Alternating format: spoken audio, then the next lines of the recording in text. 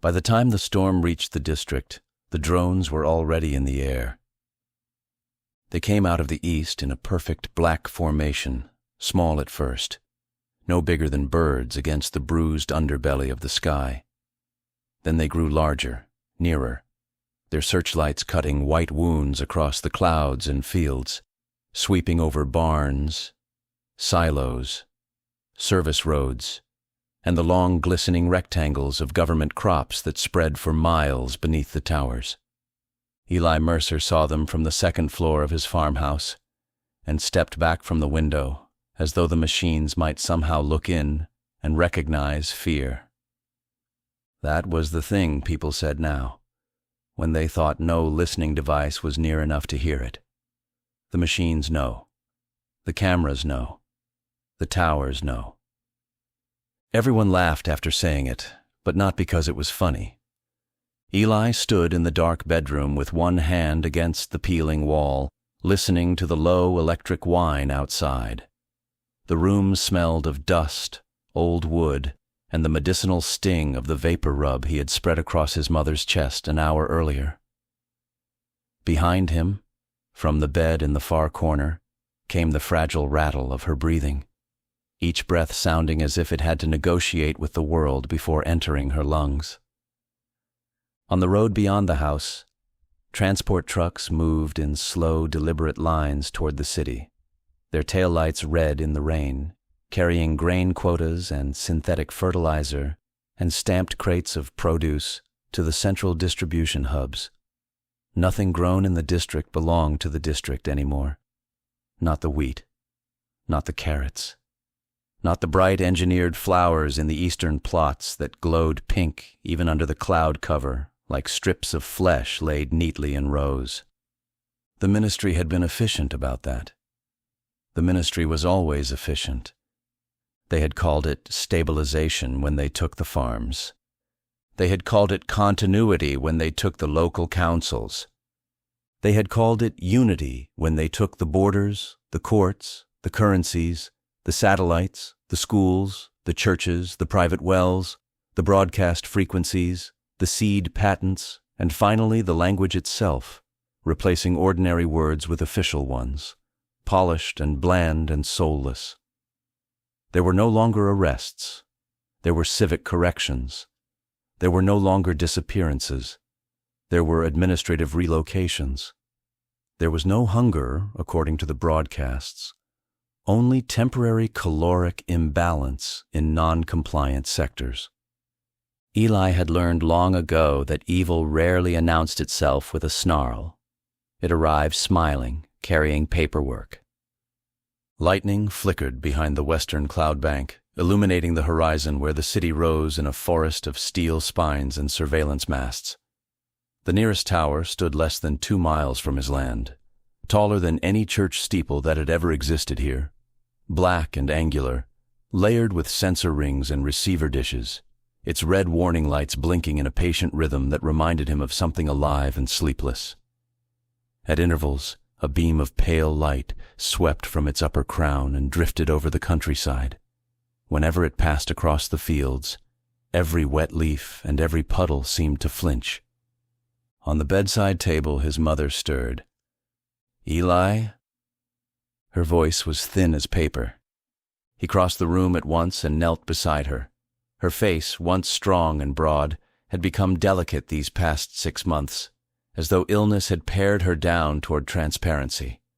Silver hair clung damply to her temples.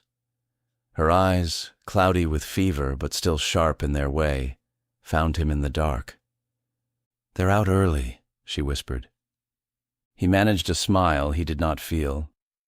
"Storm protocol." "Storm protocol," she repeated, and there was the faintest trace of contempt in the words.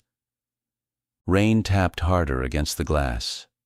Somewhere downstairs, a loose kitchen shutter knocked softly in the wind. The house had belonged to his family for 3 generations, long before unification, long before the World Authority sealed the continents into one managed body. It had once stood in the middle of honest country. Now it sat in Agricultural Production Zone 8, Sector Prairie East, listed on all official maps as Parcel Unit 447-B. His name was not on the property registry anymore. No citizen's name was on anything that mattered. His mother's hand emerged from the blanket. He took it. Her skin felt cold despite the fever. "You should leave," she said. He had heard those words from her before, spoken in daylight and in darkness, on bad mornings and worse nights, but tonight they carried a firmness that hollowed his stomach. "I'm not leaving you. You won't be leaving me. You'll be saving yourself." He leaned back on his heels. From what? She gave him a look so level it made him feel like a boy again, caught in a lie too weak to stand. "Don't insult me, Eli. You know what from." Outside, one of the drones passed low over the north field. Its spotlight poured across the rows, bleaching the earth silver. The house timbers creaked. He waited until the sound moved on. 3 nights ago he had met a man he should not have met. That was the simplest truth of it. All the rest grew from there like cracks through ice. The man had appeared at the old irrigation culvert after midnight, hooded and limping, one sleeve soaked black with blood. Eli had almost turned him in. Not because he believed in civic duty, but because that was what survival had taught people to do. Don't look too long, don't ask too much, keep your head down and your ration account active. But the stranger had said one sentence before Eli could make up his mind.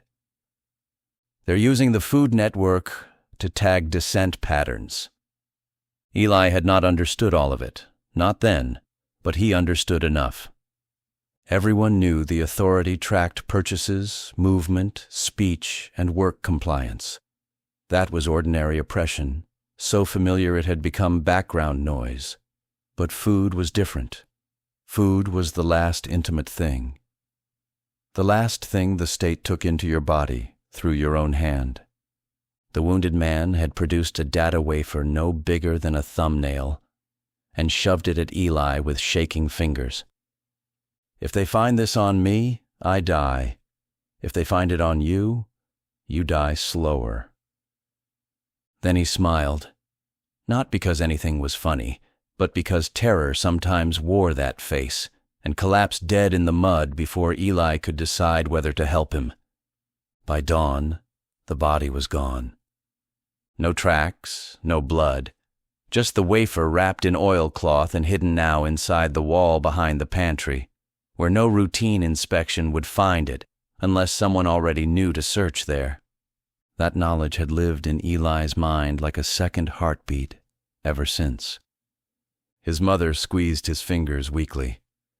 "They came by this afternoon." He stared at her. "Who?" She did not answer right away. The rain filled the silence, and the distant towers hummed to one another across the district, a sound too low to hear clearly and too present not to feel. "The census officers," she said at last. "Only they weren't census officers." His mouth went dry. "What did they ask?" "About you, your truck, whether you still serviced substation relays on the West Road, whether anyone had come by asking for water or fuel." She coughed, turned her head, and caught her breath. "They were polite, that's how you know." Eli rose and moved to the window again, keeping to the side of the frame. Searchlights combed the fields. The wet roads shone like knives. He had spent years repairing communication relays for the district before the ministry consolidated maintenance crews into automated units. After that, he'd been kept on as a local systems mechanic, just useful enough to monitor, not important enough to trust. It gave him access to things he was not supposed to notice. The towers spoke constantly, exchanging streams of data invisible to everyone but the machines themselves. Most of it was encrypted routing and sensor traffic.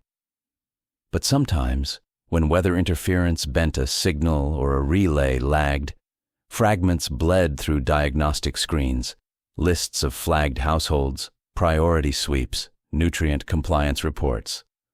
Social risk scores, attached to names like parasites.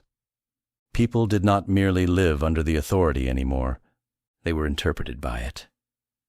And once a government begins interpreting souls through numbers, mercy becomes an accounting error. A sudden burst of light swept over the farmhouse. Eli froze. The beam moved across the upper windows, paused for one terrible second, then drifted on. In the yard below, the rain flashed white. The sagging fence, the rusted fuel drum, the old tractor he kept for spare parts, all of it exposed, naked, judged. Then darkness flowed back in. His mother said, "It's tonight, isn't it?" He did not ask how she knew. She had lived long enough to understand the shape of dread when it entered a room. He turned from the window. Maybe it's nothing. No. She closed her eyes for a moment. No, not this. In the far distance, something boomed once. Not thunder, too metallic, too deliberate. A gate closing, perhaps, or one of the freight barriers locking down near the city perimeter. Then every light in the district dipped. Just for a breath. Just long enough to notice. The lamps along the road dimmed to embers. The tower beacons flickered. Even the glow of the city shivered, as if the whole immense machine of the world had inhaled and held that breath in a chest of iron. When the light steadied again, Eli felt the change at once. The house was the same. The storm was the same. The fields were the same. But something had shifted in the pattern. On the nightstand, his mother's old battery radio crackled to life by itself. He stepped toward it slowly, every nerve alert. The speaker hissed with static. Then a woman's calm official voice emerged, smooth and toneless, almost tender. "Attention residents of Agricultural Production Zone 8. A targeted security verification is now in effect. Remain inside your assigned dwellings. Present identification upon request. Do not interfere with aerial monitoring. Harboring unauthorized persons or restricted data assets is a Level 5 offense against collective stability. Compliance ensures community safety." The message repeated. Eli looked at the radio as if it had spoken his name. His mother opened her eyes again. Fever had brightened them, but fear had sharpened them further. "You see?" she said. He went downstairs 2 steps at a time, moving through the dark house by memory. The kitchen was lit only by the small lamp over the sink. Rain crawled down the window panes in silver threads. He crossed to the pantry, knelt, pried loose the third board from the back wall, and reached into the narrow hollow between studs. His fingers found the oilcloth packet. For one moment, he simply held it there in the dark, feeling how absurdly small it was. All this fear, all this danger, all this gathering weight of night and steel and drones and official voices concentrated into an object that could fit in the palm of his hand. Outside, tires hissed on wet gravel. Not the main road, the driveway.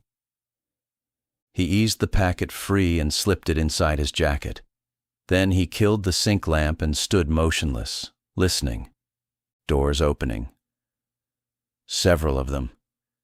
Measured footsteps in the rain. No shouted orders yet. No pounding fists. That would come later, if needed. First came the confidence of men who believed history itself had handed them permission. Headlights swept across the kitchen ceiling. A drone settled somewhere over the front field, with a descending whine like a saw biting into bone. Eli turned toward the back door, toward the black fields beyond, the drainage ditch, the service lane, the storm. Upstairs, his mother began coughing again, and the sound stopped him cold. At the front of the house, someone knocked. Not hard and not yet. 3 patient raps that landed in the silence with almost unbearable gentleness. Then a man's voice called through the storm, clear and courteous and absolutely merciless. "Citizen Mercer," he said, "we need to ask you a few questions." The city looked less like a place where people lived, and more like a machine that had learned how to imitate a civilization.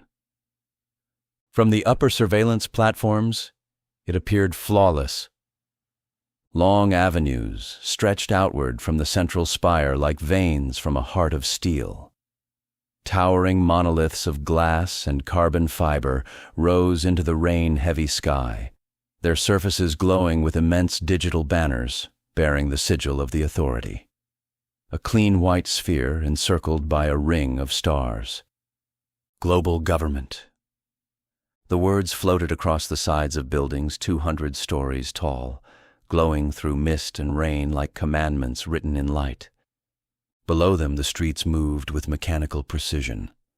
Traffic never slowed. Pedestrians crossed exactly when signals instructed them to cross. Autonomous trams glided silently down the center corridors, their polished surfaces reflecting the neon glow of the city's endless advertisements and compliance messages. Everything functioned. Everything flowed. Everything was watched.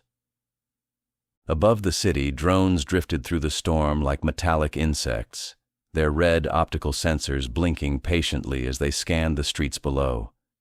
Beams of pale white light swept across rooftops and avenues, mapping every motion, cataloging every face. From the outside, the city looked like the pinnacle of human achievement. From the inside, it felt like a cage that had grown so large no one could see the bars anymore. High above the avenues, inside the ministry tower, Director Adrian Vale stood before a window that stretched from floor to ceiling.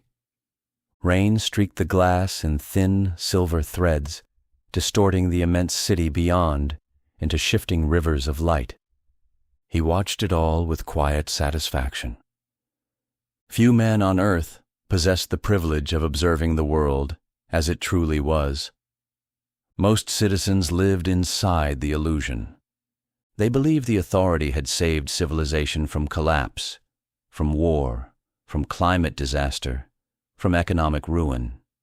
They believed unity had been the only path forward. They believed the surveillance networks, the biometric registries, the algorithmic governance systems were necessary tools for maintaining global stability. In a sense, those beliefs were not entirely wrong, but they were incomplete. Director Vale understood the deeper truth. The world had not merely been stabilized. It had been re-engineered, and now, finally, the last chaotic elements were being removed. A quiet chime sounded behind him. "Enter," he said. The door slid open silently. Commander Lysa Wren stepped into the room, her black authority uniform still damp from the rain outside. Drops of water glistened on the armored shoulders of her coat. She carried a small data tablet under one arm. She stopped 3 steps behind Vale. "Director." He did not turn. "Report." Commander Wren activated the tablet. A holographic projection flickered into existence between them. A rotating map of Agricultural Production Zone 8. A blinking red marker pulsed softly. "Parcel Unit 447-B," she said. "Citizen Eli Mercer." Vale's reflection in the glass smiled faintly. "Yes. The search team has arrived on site. And there are indications of data concealment activity." "Expected," Vale said calmly. Commander Wren studied the rotating hologram. "You anticipated resistance?" Vale finally turned from the window. He was a tall man in his late 50s, his silver hair perfectly trimmed, his expression calm and thoughtful, the face of a man who had never once doubted the correctness of his own decisions. "I anticipated curiosity," he said. "Curiosity," Wren repeated. Curiosity, Vale said softly, is the final flaw in the human system. He walked slowly around the hologram, studying the countryside projection as if it were a laboratory specimen. For 2 centuries, he continued, governments failed because they misunderstood the nature of disorder. Wren listened carefully. Vale always spoke this way when explaining strategy. Chaos is not born from hunger, he said, nor from poverty, nor from inequality. He stopped beside the blinking red marker. Chaos is born from curiosity. His finger hovered over the projection. When individuals begin asking the wrong questions. Wren nodded. The data courier? Yes. Recovered. Terminated before extraction. Vale seemed mildly disappointed. Unfortunate. But the asset transfer occurred before death. Correct. He looked back toward the window again. Lightning flashed across the horizon, illuminating the entire city in a pale electric glow. For one brief moment, the skyline looked like a forest of knives. Then we proceed to Phase 2, he said quietly. Commander Wren hesitated. There is a complication. Vale turned. The Mercer residence contains a dependent civilian. A mother. Terminal illness. Vale studied her expression. You're suggesting the situation may produce emotional variables? Yes. Vale's smile returned. Excellent. Wren blinked. Director? He walked back toward the window. Fear alone produces compliance, he said. But fear combined with emotional conflict produces revelation. He clasped his hands behind his back. If Mercer possesses the data asset, he will reveal its location. Sooner or later.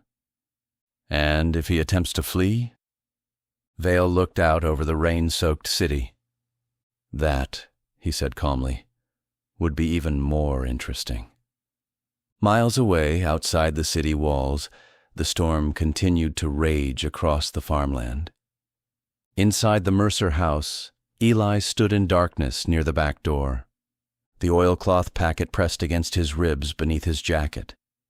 The knock at the front door had not repeated.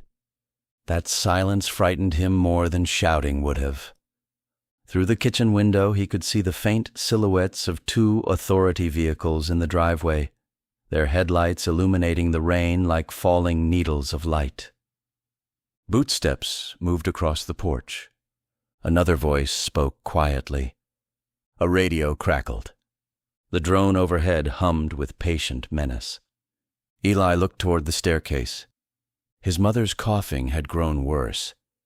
If he ran now.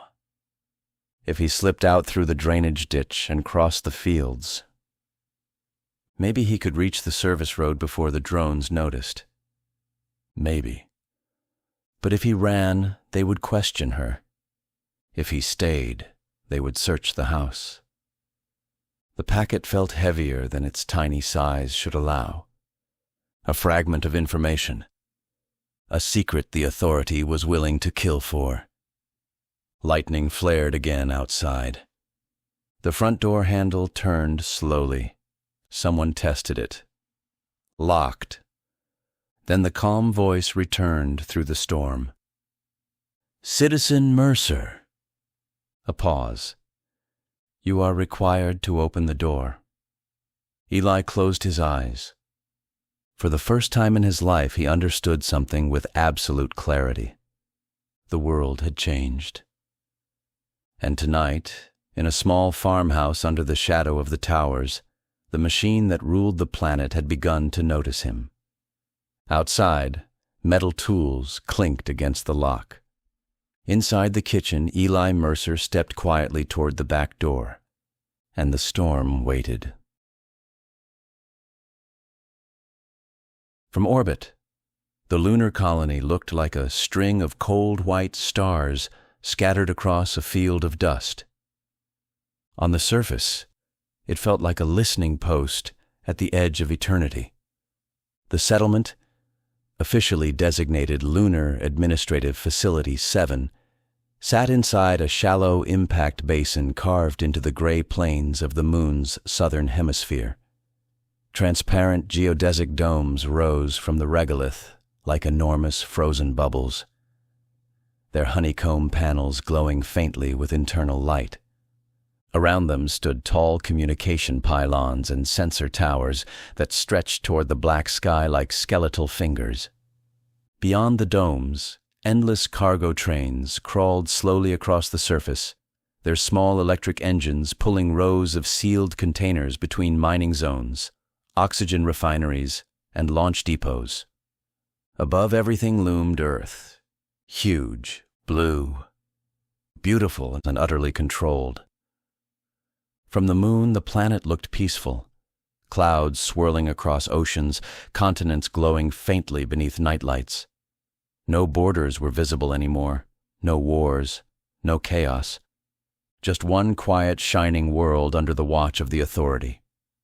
Inside the colony's central command dome, Administrator Kyle Serrano stood beneath a ceiling of transparent alloy and stared upward at that distant planet. The stars behind it burned like pinpricks of frozen fire. He had not seen an unfiltered night sky like this since childhood. On Earth, the atmosphere blurred the heavens. Pollution and orbital traffic dimmed the stars. But here the universe stared back. And sometimes, when the colony generators hummed low and the communication arrays fell silent for a moment, Serrano felt a strange and unsettling thought creeping through his mind. The Authority controlled Earth, but the universe remained entirely uninterested in their rules. A quiet tone sounded from the command console behind him. "Administrator Serrano." He turned. A young technician sat at the operations station, her face lit by blue holographic displays. "Yes?" "Priority transmission from Earth Central." That meant only one thing: trouble. He crossed the room slowly and activated the incoming channel. A holographic projection formed above the console. Director Adrian Vale appeared in the pale blue light. Even from 200,000 miles away, the man radiated calm authority. "Administrator Serrano," Vale said. "Director." Vale studied him for a moment. "Status report. All lunar operations functioning within expected parameters. Mining output? 73% above quota. Orbital defense grid? Fully operational." Vale nodded once. Then his expression hardened slightly. "There is a developing situation on Earth." Serrano felt his stomach tighten. "Type?" "Information breach." The room fell very quiet. "Origin?" Serrano asked. "A rural agricultural district." "Severity?" Vale paused. "Potentially catastrophic." Serrano stared at him. That word was not used lightly. The Authority governed the planet with layers of surveillance, predictive algorithms, and behavioral modeling systems that could anticipate descent weeks before it appeared. A single breach should not have mattered. Unless... "Data classification?" Serrano asked carefully. Vale's answer came softly. "Project Helios." Serrano felt the air leave his lungs. For several seconds he said nothing.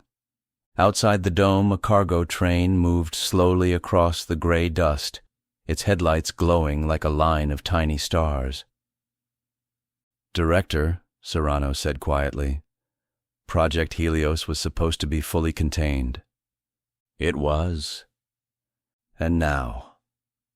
Vale's holographic eyes seemed to darken. "Now we believe a fragment of the data archive has been extracted." Serrano leaned against the console. "That's impossible." "Unfortunately," Vale said, "reality rarely respects our expectations." "Who has it?" "A civilian." Serrano blinked. "A civilian?" "Yes." "Name?" "Eli Mercer."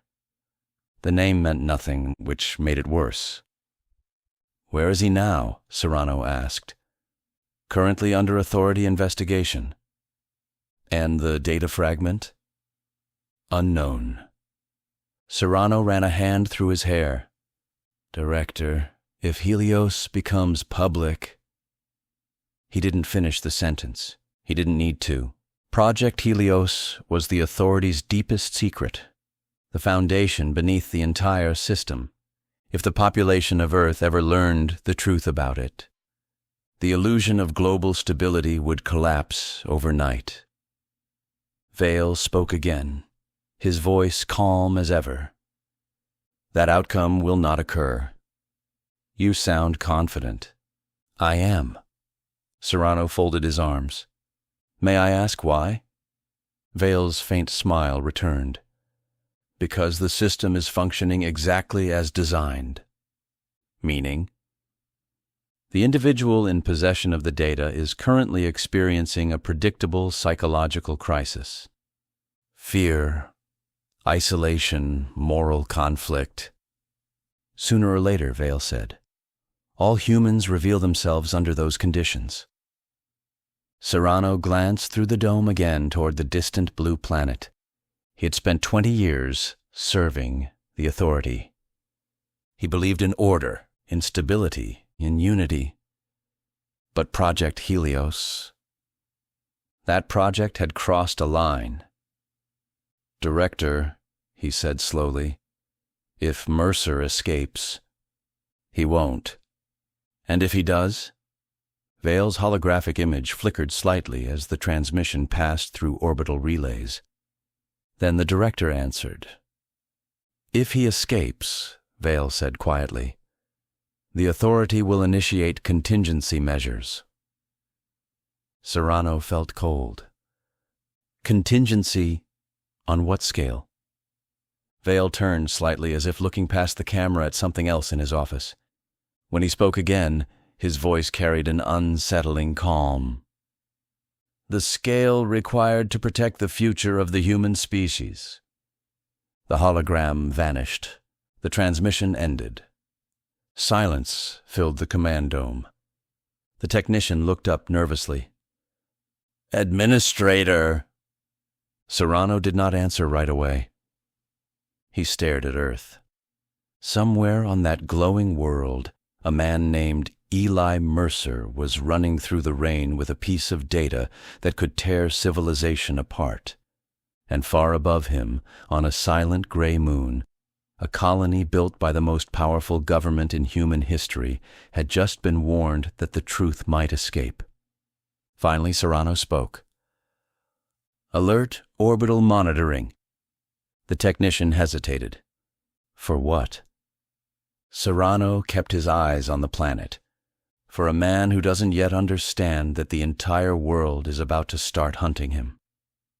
Outside the dome, Earth turned slowly in the black sky, and the moon watched everything.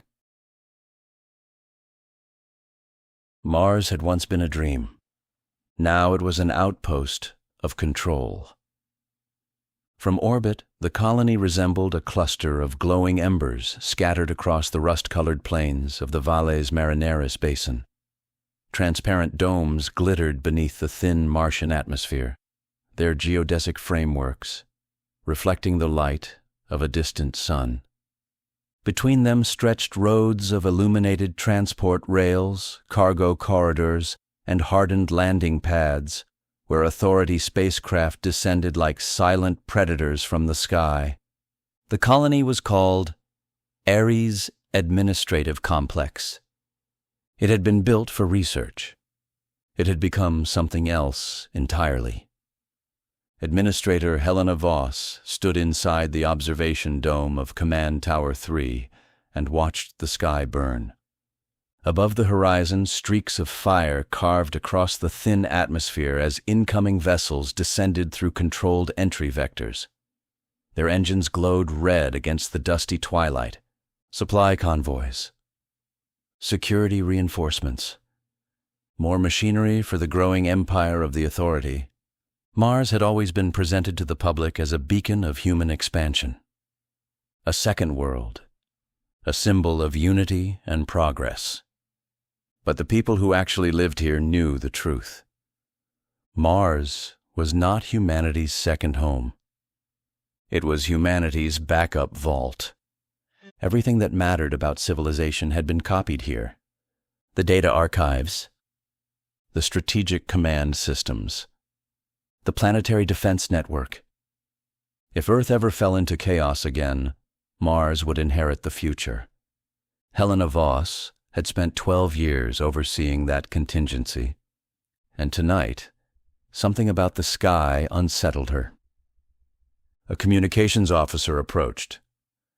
Administrator. She turned. Yes? We've received a classified directive from Earth Central. That was fast. Priority transmission from Director Vale. Voss raised an eyebrow. Vale did not contact Mars unless something significant had happened. She followed the officer into the central control chamber. Holographic displays floated in the air like ghostly architecture, showing orbital traffic, mining production metrics, and atmospheric monitoring systems. But the largest display showed something else. Earth. A slowly rotating sphere suspended in light. Patch the transmission, Voss said. The room darkened slightly as the hologram formed. Director Adrian Vale appeared in the air before them, calm as ever, hands folded behind his back. Administrator Voss. Director. You've been informed of the developing situation? Only that it's urgent. Vale nodded. A data fragment associated with Project Helios has been removed from containment. The room fell silent. Even the hum of the life support systems seemed quieter. Voss stared at him. That project was sealed across 3 redundant networks.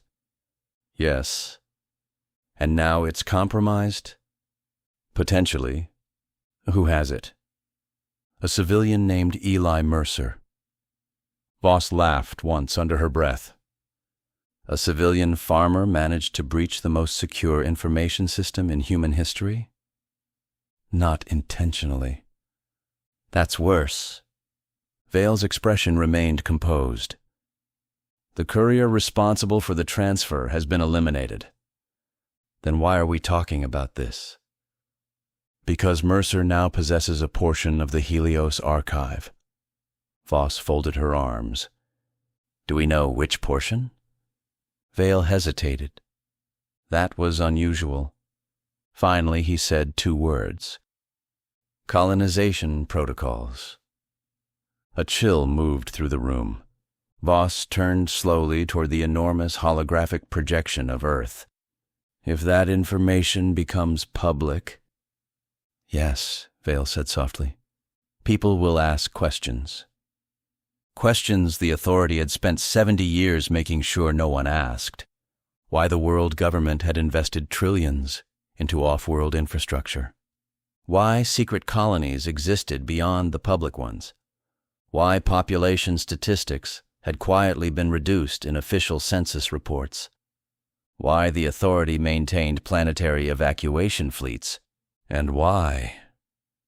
Humanity was being prepared for something it had never been told about. Voss spoke carefully. Director, if Helios becomes known, global stability will collapse.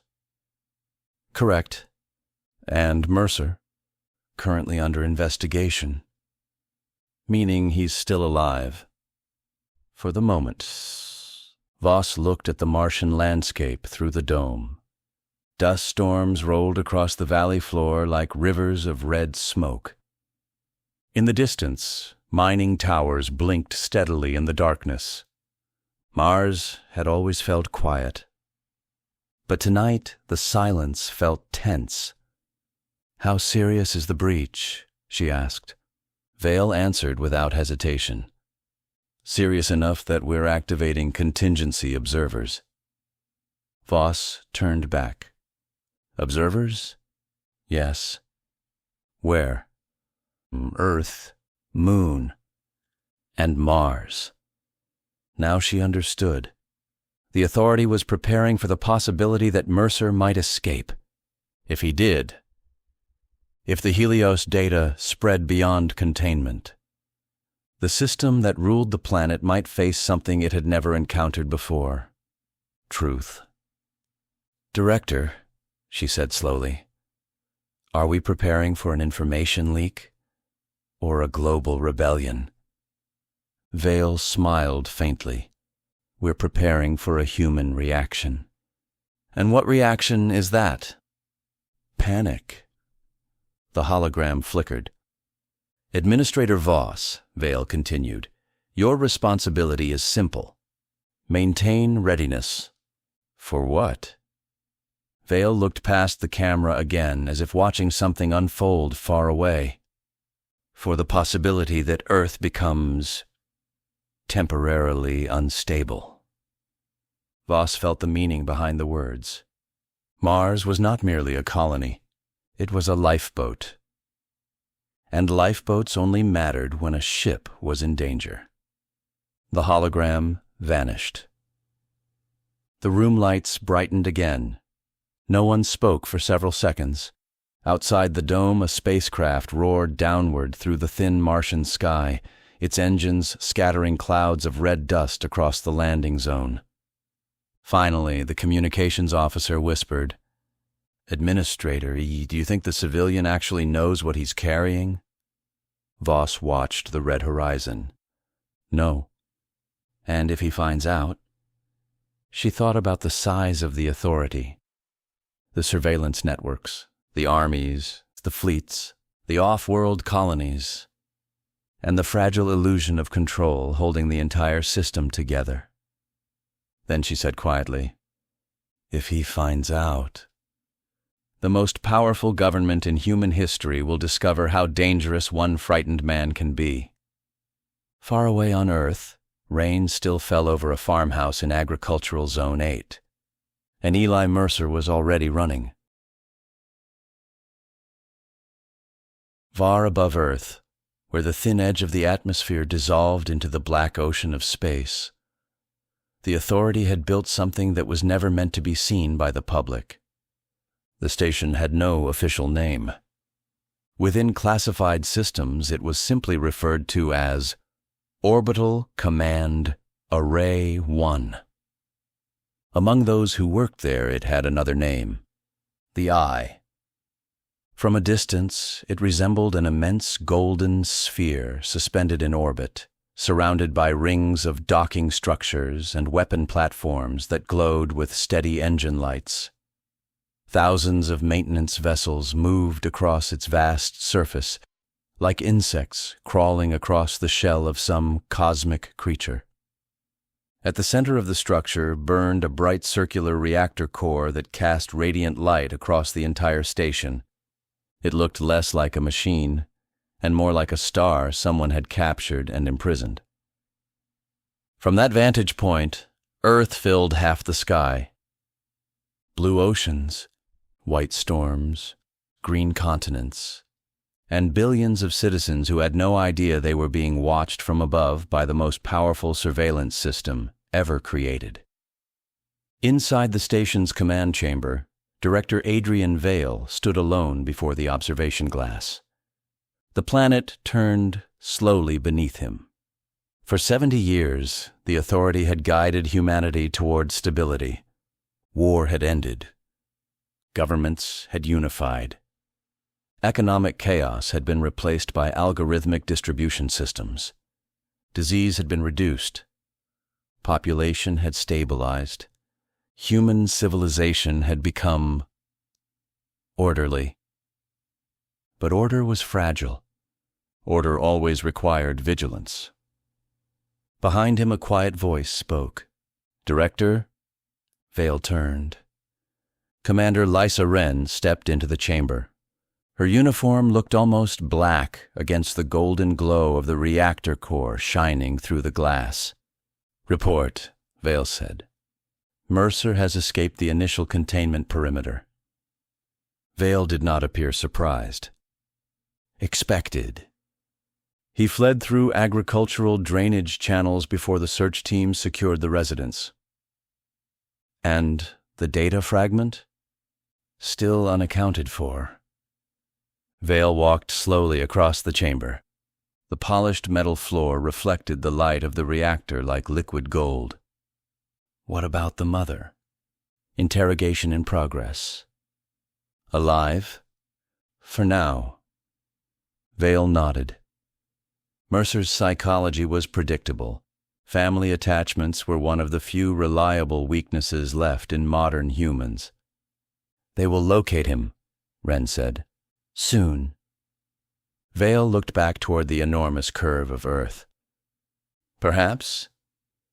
Wren studied him carefully. "You anticipated this possibility?" "Yes." "Why?" Vale smiled faintly. "Because systems behave predictably." He gestured toward the planet. "Human beings do not." He walked to the central console and activated a holographic display. The world appeared in the air above the controls. Thousands of small lights blinked across the continents. Surveillance nodes, satellite relays, biometric monitoring systems, communication networks. Every signal flowing through the planet passed through the authorities' systems. Every citizen existed somewhere in that map. Every movement, every purchase, every word. Human civilization had become a living data stream. "Find him," Vale said quietly. The system responded instantly. Search algorithms began scanning travel networks, traffic cameras, satellite imagery, and biometric databases. Within seconds, the map began highlighting potential movement corridors. Mercer's world was shrinking rapidly. Wren watched the data unfold. "Even if he escapes the district," she said, "he cannot outrun the system." "No." "He cannot hide." "No." She hesitated. "Then why do you look concerned?" Vale did not answer immediately. Instead, he expanded the holographic projection. The map zoomed outward. Beyond Earth, beyond the Moon, beyond Mars, a web of authority installations appeared across the solar system. Orbital platforms, mining colonies, defense satellites, and at the center of it all, Project Helios. Wren stared at the projection, the secret architecture of humanity's future. "Director," she said quietly, "if Mercer learns the truth about Helios—" Vale finished the sentence for her. "The illusion collapses. For decades, the authority had told humanity that unity had been necessary for peace, that global governance had prevented war, that technological progress had saved the species. All of that was true. But it was not the real reason the authority had seized control of Earth. The real reason lay far beyond the planet, in the darkness between the stars. And Project Helios had been created for only one purpose: preparation." Wren spoke softly. "Do you think he'll access the data?" Vale looked again at the slowly turning planet. Rainstorms covered half a continent. Cities glowed along the coastlines. Billions of lives continued as normal.